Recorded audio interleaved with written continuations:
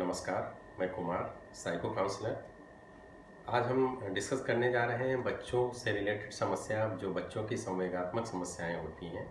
संवेगात्मक समस्याएं वो होती हैं जैसे बच्चों के अंदर डर, उनके अंदर किसी तरह का फोबिया हो जाए, या फिर बच्चों की मन में किसी तरह की चिंता हो। तो इन तीनों को मिलाकर बच्चों को बच्चों के अंदर एक समस्या पैदा होती है, जिसे साइकोलॉजी में कहते हैं संवेगात्मक समस्या। तो इसी समस्या पर हम डिस्कस करेंगे। संवेगात्मक समस्याओं को समझने के लिए हम एक एग्जाम्पल लेते हैं। एक बच्चा है जो कक्षा 5वीं में पढ़ता है। उसका एडमिशन अभी एक नए विद्यालय में उसके पेरेंट्स ने करवाया। वो पहले दिन ही विद्यालय जाता है। विद्यालय से वापस आकर वो बैग अपना फेंकता है और माँ से बोलता है, मैं विद्यालय नहीं जाऊँगा। माँ कहती है, क्यों बेटा, क्यों नहीं जाओगे? तो बच्चा बोलता है कि माँ, मुझे वहाँ बच्चे चिढ़ाते हैं। तो माँ उसे समझाती है। अगले दिन सुबह उसे फिर से जाने के लिए बाध्य करती है। वह स्कूल चला जाता है। स्कूल से लौट कर आता है, फिर वही बात कहता है कि मैं विद्यालय नहीं जाऊँगा।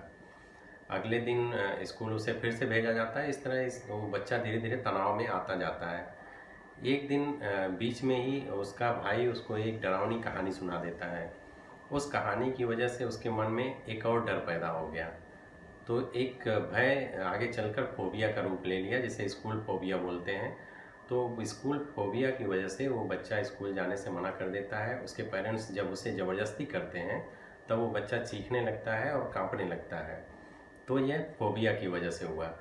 तो हम इसको देखें तो बच्चे के अंदर पहले एक आशंका थी, फिर वह डर का रूप धारण कर ली और बाद में वो एक फोबिया बन गया।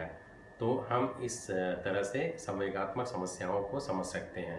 बच्चों में चिंता, भय एवं फोबिया को समझने के लिए कुछ और बातें हम डिस्कस करेंगे। जैसे किसी खतरे के बोध से भय उत्पन्न होता है, तो इससे पीछे हटने या भागने की प्रतिक्रिया पैदा होती है। भय के कारण भागने की प्रतिक्रिया बच्चों ही नहीं, बड़ों में भी होती है। ऐसा आप लोगों ने देखा होगा, जब कहीं भी भय का हमें एहसास होता है तो हम पीछे हटने लगते हैं। जैसे अगर सांप जा रहा हो, हमें सांप का एहसास हो कि सामने से सांप जा रहा है, तो हम पीछे हटने की कोशिश करेंगे या भागने की कोशिश करेंगे। और इसी तरह आशंका से चिंता उत्पन्न होती है। और चिंता का जनरली हम डर को खतरे के बोध से सीधा जुड़ा मान सकते हैं। मीन्स कि खतरे का बोध है तो बच्चे के अंदर डर पैदा हो जाता है। जहाँ पे उसे खतरे का एहसास होगा वहाँ बच्चे के अंदर डर पैदा हो जाता है। तो डर पैदा होने के, चिंता पैदा होने के ये कारण है। बच्चों की चिंता के बारे में बात करें तो मनोवैज्ञानिक ये मानते हैं कि यदि बच्चे और उसके पेरेंट्स के बीच संबंध ठीक नहीं है, यानी कि उनके बीच जो है वो सामान्य संबंध नहीं है, तो बच्चा इनसिक्योर फील करने लगता है और अपनी चिंताओं के लिए वो रिएक्शन देने लगता है। तो इसी तरह अगर बच्चे को लगातार पनिशमेंट दिया जाए, उसे पनिश किया जाए छोटी छोटी बात पर, तो भी बच्चा चिंतित हो जाता है तथा इनसिक्योर फील करने लगता है। और फोबिया के बारे में अगर हम डिस्कस कर रहे हैं तो फोबिया में कुछ सामान्य प्रकार की फोबिया जो हमारे आसपास पाई जाती हैं लोगों में, उसमें सबसे कॉमन है एक्रोफोबिया। आप लोगों ने देखा है कि लोगों को ऊंचाई से डर लगता है, तो इसे ही एक्रोफोबिया कहते हैं। और एक होता है एगोरोफोबिया। एगोरोफोबिया जो होता है वो किसी खुले या सार्वजनिक स्थान में जाने से डर लगता है अगर किसी को, तो वह है एगोरोफोबिया। और अगर बंद कमरे में जाने से डर लग रहा है, किसी बंद जगह जाने में बच्चे को या व्यक्ति को डर लगता है, तो इसे क्लास्ट्रोफोबिया कहते हैं। इसी तरह जानवरों से अगर डर लगता है तो जूफोबिया नाम दिया गया है साइकोलॉजी में। और अगर आग से डर लगता है तो पायरोफोबिया कहा जाता है। और जो सबसे कॉमन बच्चों में पाया जाता है वो है स्कूल फोबिया, यानी कि विद्यालय से ही डर लगता है, विद्यालय जाने में बच्चा डरता है, तो इसे स्कूल फोबिया कहते हैं। तो आइए जानते हैं कि संवेगात्मक समस्याओं का ट्रीटमेंट कैसे करते हैं। जो काउंसलिंग थेरेपी अपनाई जाती है, उसमें जो सबसे कॉमन थेरेपी है वो है रिलैक्सेशन प्रोसीजर।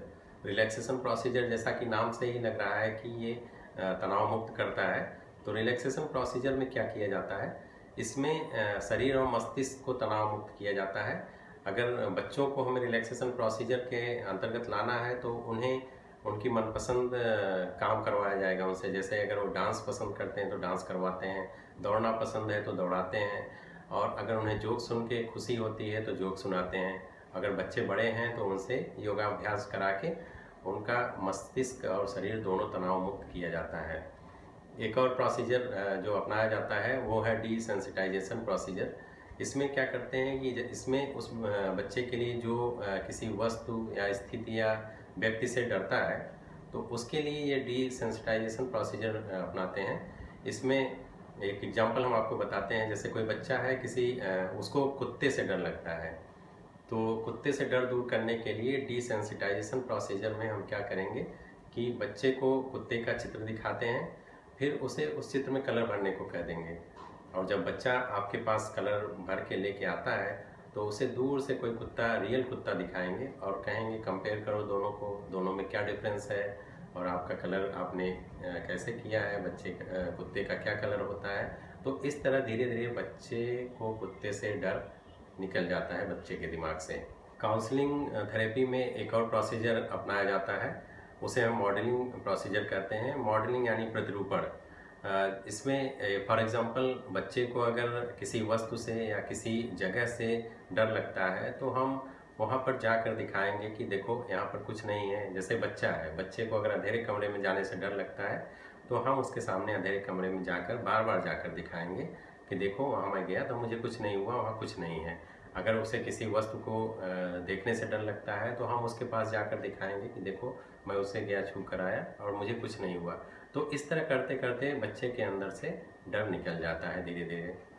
तो मनोवैज्ञानिक समस्याओं से रिलेटेड कोई इन्फॉर्मेशन, किसी तरह की सलाह के लिए आप हमें हमारे कमेंट बॉक्स में लिखें या फिर आप हमारी ईमेल आईडी पर मेल करें। आज के लिए इतना ही। धन्यवाद। नमस्कार।